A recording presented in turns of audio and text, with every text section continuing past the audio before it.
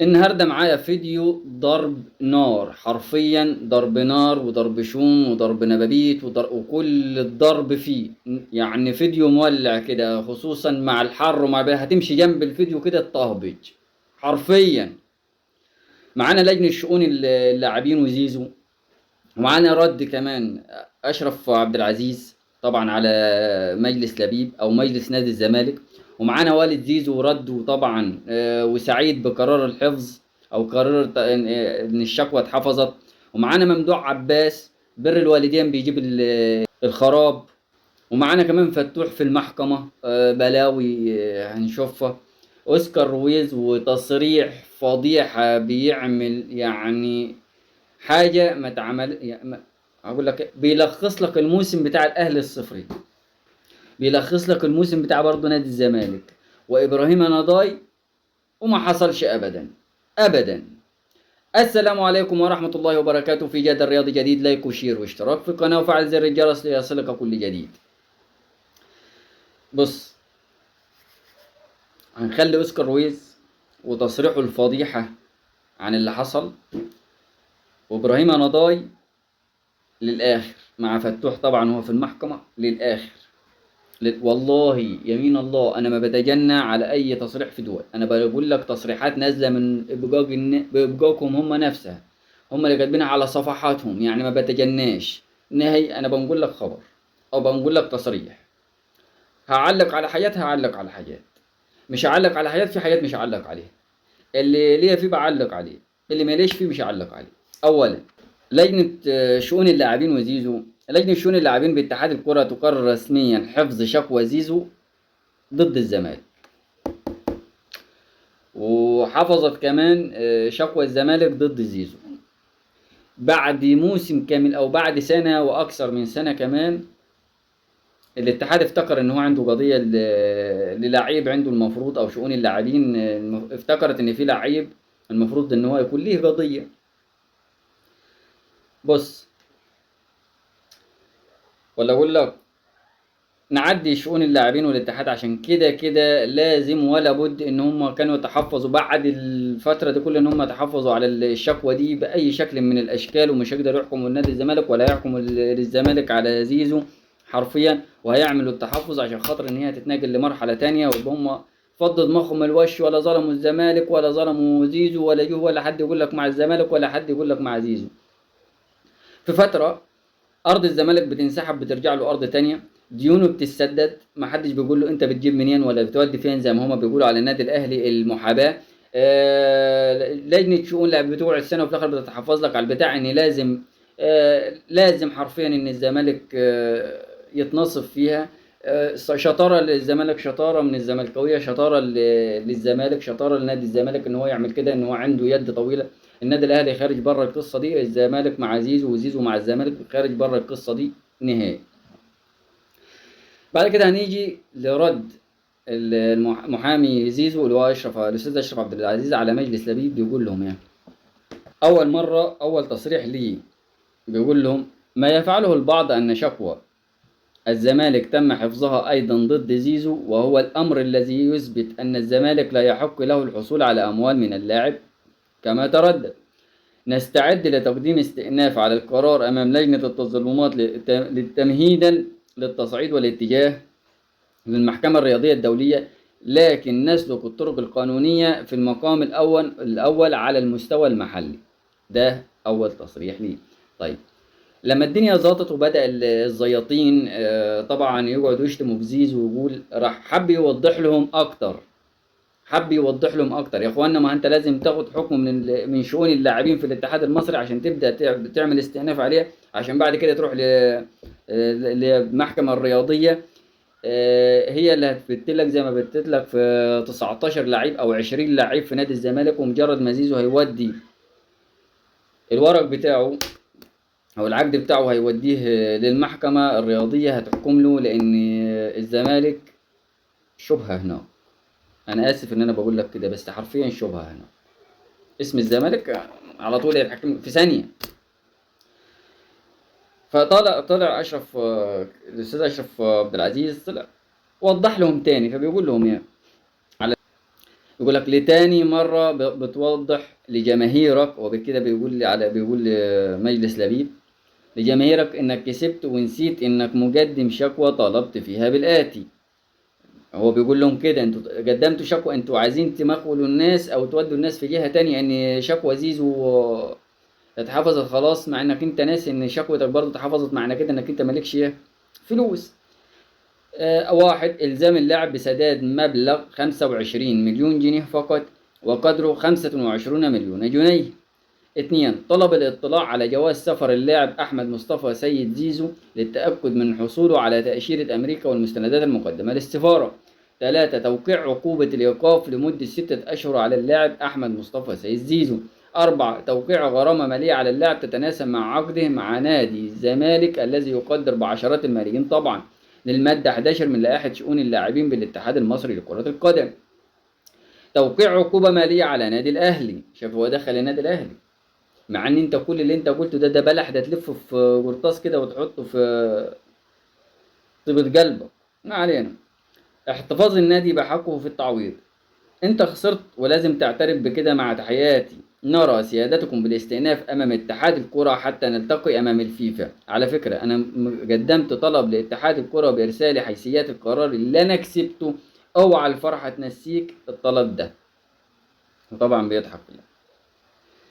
آه لا تعليق طبعا في على اللي قاله، لكن هو بيوضح حاجات. انت طلبت 6 حاجات ما تحكملكش ولا حاجة فيهم.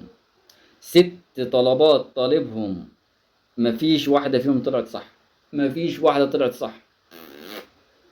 ما علينا. وطلع تزيد بقى كالعادة. يا جماعة قبل ما حد يتكلم، أنا بخرج نادي الزمالك ككيان بره من المنظومة اللي شغالة فيه، زي ما بالظبط في النادي الأهلي بخرج لما يكون في أخطاء، بخرج الكيان بره. لما بتكلم على اشخاص، ما بتكلمش على الكيان نفسه. الكيان فوق دماغي من فوق كنادي زمالك، جماهيره المحترمه فوق دماغي من فوق، جماهيره قليله الادب في باي شكل من الاشكال. يعني هلم لساني شويه من قبل يعني، وربنا يعافينا ويعافيهم. بعد كده والد زيزو بيرد كذا رد، بيقول لك والد زيزو سعيد بقرار التحفظ او بقرار الحفظ. والد زيزو بيقول لك ايه؟ تم اختارنا رسميا بحفظ شكوى زيزو ضد الزمالك بحفظ شكوى زيزو ضد الزمالك، وسنتقدم بتظلم أمام لجنة الاستئناف تمهيدا لرفع الشكوى إلى المحكمة الرياضية الدولية في إطار البحث عن حقوق اللاعب. لا نبحث عن المال ولكن نبحث عن حفظ حقوق زيزو. ده والد زيزو قال كده وسكت؟ لا. قال لك مطالبة الزمالك بنسبة من إعلانات زيزو. لم يعرف الإعلانات. هو بيتكلم، ولا زيزو بيتكلم على ابنه دلوقتي، بيقول لك لم يعرف الإعلانات سوى في الأهلي، ولم يظهر في أي إعلانات وقت تواجده بنادي الزمالك، وحتى ظهوره التلفزيوني جاء بعد انتهاء عقده مع النادي. مصطفى السيد والد زيزو سكت على كده؟ ما سكتش. جه في الآخر راح ضاربها لهم يعني، او ضربها لشؤون اللاعبين، وضربها طبعا لإدارة نادي الزمالك في ال90. بيقول لك يا سعيد بقرار لجنة شؤون اللاعبين، أرى أنها خدمتنا.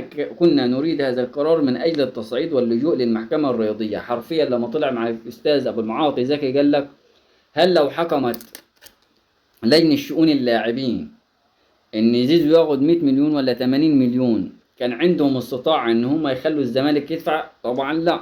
انما بالقرار ده، سوى بالقرار ده، او يعني حكمت لزيزو، حكمت تحفظ، حكمت ضد زيزو، كنا هنطلع بيها على الفيفا عشان نقدر ناخد حقنا. فكده كده هو الراجل مستني اي قرار عشان يطلع على الفيفا، وده اللي حصل. فما تجيش انت عشان خاطر انك معاك شوية زوال، مع المال ده زائد، معاك شوية زوال، بتطلع تقول. طلع يقول لك ايه؟ قد يقودك بر الوالدين أو أحدهما إلى خراب سمعتك الشخصية. هذا درس لم تقرأه جيدا، وإلا ما كنت وصلت لما أنت فيه. طيب والله العظيم بر الوالدين في التاريخ وفي الحياة وفي بأي شكل من الأشكال، بر الوالدين عمره ما يوديك لخراب، عمره ما يوديك لخراب. مالك اللي انت بتتباهى بيه وبتتبرع به للاعيبه اللي هي حرفيا معاها ملايين وسايب الناس الغلابه؟ قسما بالله هتتحاسب عليه. ده طلعت له انت جنيه تاني هتتحاسب عليه. هتقف على جمر من نار، هتتحاسب على كل جنيه صرفته. منين جبته؟ في ايه صرفته؟ الله اعلم مصدر مالك هيكون من ايه او كان من ايه، الله اعلم. لو ما اقدرش اخش في انما صرفته فين احنا شايفينه بعيننا. بتصرف في حاجات يعني بجيب ملايين عشان ادي لها الناس معاها ملايين، وناس جعانه على يرصفها، وناس ما لقاش تاكل، وناس الشمس هتموتها ما فيش سقف، وناس فيه ناس يتامى مش قادره تتجوز، في واحد يتيم مش قادر يتجوز، في بنت يتيمه مش قادره تجهز نفسها، فيه بيوم قاعده في الشارع بعيالها في الشمس، فيه طفل عايز يعمل عمليه، فيه يمين الله. انا لو معايا مالك اللعيبه دي حتى نعبرها اي لعيب خلقه ربنا موجود. مش انت بس، اي واحد بيتبرع للعيبه، اي حد بيتبرع للعيب بياخد ملايين. بيتبرع لواحد حتى لو بياخد 50,000 جنيه في الشهر، ده اسمه مقتدر. الناس دي انا لو ما قسما بالله العلي العظيم يا اخي مش هقسم على لا ان هي برميل وتخرم والارزاق توزع. الارزاق توزع. فاوعى تجعل ان كل ما تعمل كده نفسك بتتبرع ان انت بتشيل من عليك وان ربنا لا. احيانا ربنا يسلط عليك نفسك. مش هكمل. خلينا في فتوح في المحكمة. إحالة أحمد فتوح إلى المحاكمة في واقعة اتهامه ببيع سيارة لتاجر سيارات برغم وجود موانع حالة دون نقل ملكيتها. أنا كل اللي أقدر أقوله إن شوية في السيارة بنتايك، وشوية أو عدي، وشوية في شوية أحمد فتوح، وشوية. اتعلموا. انتوا في نادي كبير، انتوا في نادي تاريخ، ما بتتعلموش ليه؟ ابعدوا عن ده، انتوا ايامكم في الكرة معدودة. الله اعملوا اللي تعملوه. اقول لك ناخد ابراهيم نضاي ونختم بالفضيحة الكبرى.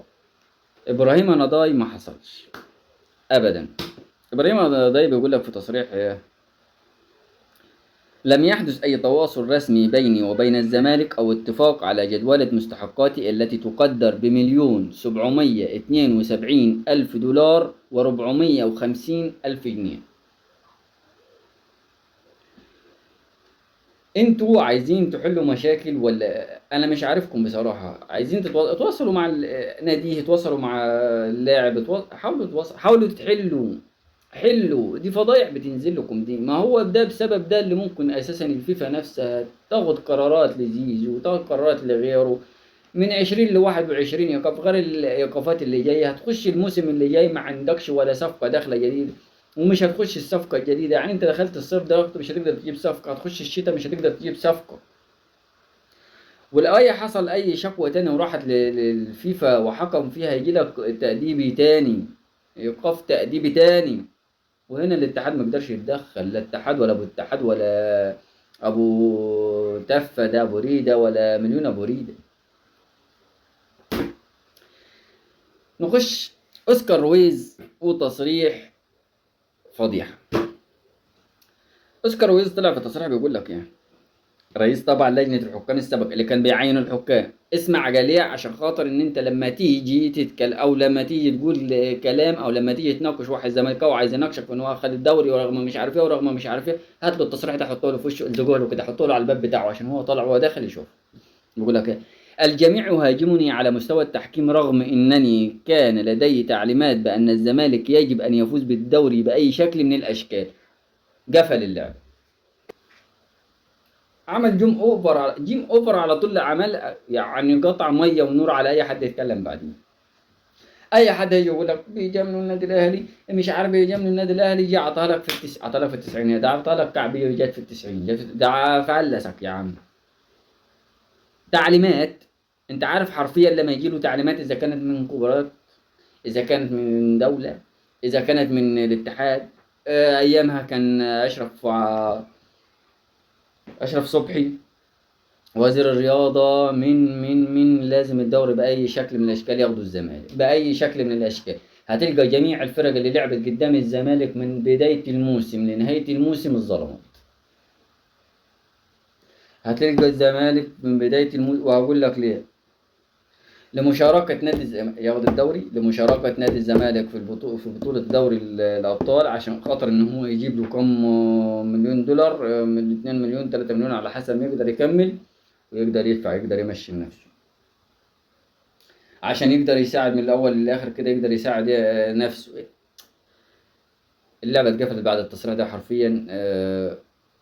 المفروض كل الموجودين على الساحة الرياضية في اتحاد، في وإن جابوا عصام عبد الفتاح برضه في الاتحاد هتلقاه نفس الجلابية. هو ده قلع الجلابية، اوسكار روز قلع الجلابية سابها لهم كده معلقة في الشماعة. هيخش عصام عبد الفتاح هيجي لابسها، هيخش غيره إلا من رحم ربه، ودخل واحد يخاف فعلا على سمعته هو، مش سمعة الكرة المصرية، سمعته هو. مستني رأيك في كل اللي أنا قلته، بالأدب وبالاحترام، بالأدب وبالاحترام. ناقشني يعني، يعني قول لي أنت غلطان في كذا وصح في كذا، وأنا هرد عليك في التعليق، أقول لك والله إذا كنت غلطان فأقول لك فعلا أنت صح، وعليك معلية هطلع لك تعليقك كده بس بدون يساعد تعليقك كده، وأقول لك إن أنت كنت صح في في الفيديو القادم، أقول لك أنت كنت صح في الحتة الفلانية. وإذا كنت أنا غلط هطلع يعني كل حاجة هطلعها لك كده، بس بالأدب. خلينا متحضرين شوية، وهات وخد في الحوار. غير كده ما تزعلش من ردي مهما نقول، لأنك أنت مش أحسن مني عشان خاطر إنك أنت تقول لي كلمة مسيئة. هرد عليك بنفس الرد. أنا لا حد كسر عيني ولا حد ليه عندي حاجة. الحمد لله رب العالمين. وهو قدام الشاشة دي وهو مش مستني منها الجنيه. يشرفني بس معرفتكم. دمتم في أمان الله. السلام عليكم.